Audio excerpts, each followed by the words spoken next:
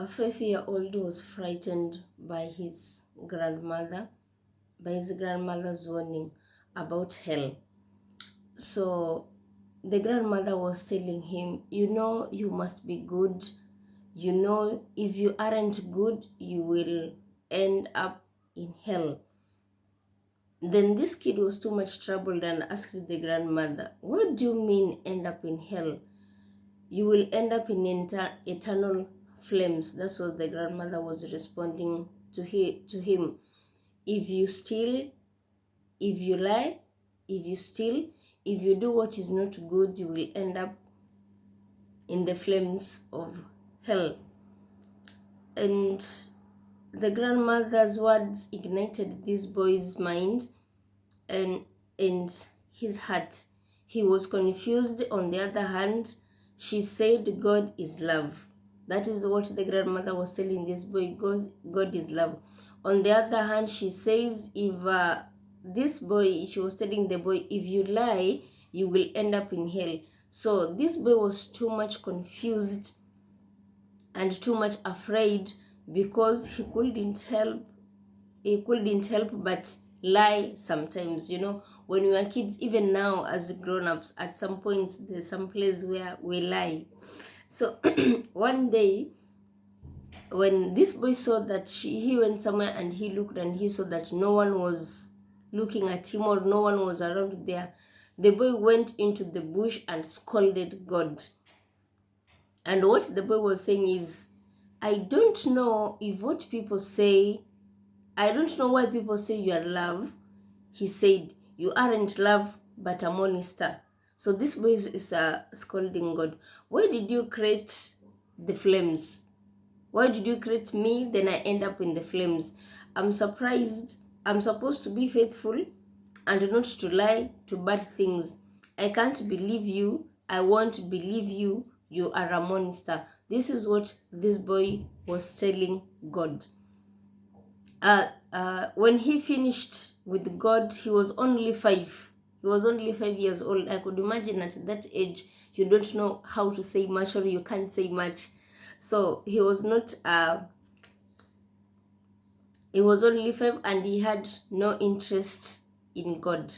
9 years later, that is at the age of 14, he went to a boarding school, and it was a high school and it was in a boarding school in the capital city of Bosnia.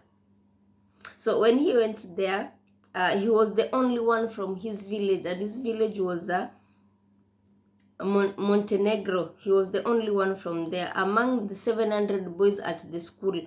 So he thought like he was the only one. So he's sensing he was trying his level best to gain acceptance in his class, that is.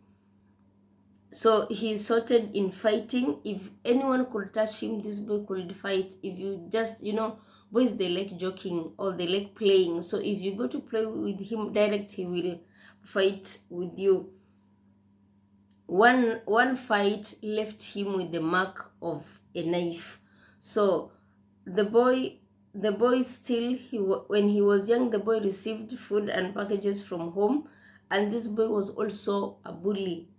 So this boy who joined there, he was also a bully. So this young boy, when he received the food from home, this boy could hold him tight until he will give out his food to Sekule. Sekule is the boy who was bullying others.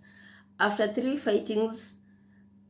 years of fightings, despite a desire grew in him to know the truth. So Sekule wanted to know the truth. That was what my grandmother telling me the truth, or the way he scolded God, he never talked about him again. So he wanted to know the truth. He wondered whether the grandmother had told him the truth about God, but what was the truth? So he wanted to know what was the truth of what the grandmother told him.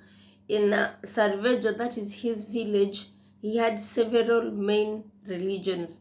There was Islam, there was Orthodox, there was Catholicism, and there was Judaism. So Sekule wondered, if God is one, then why are there so many religions? He decided to become familiar with all religions to find the truth. And that comes to the end of the story of today.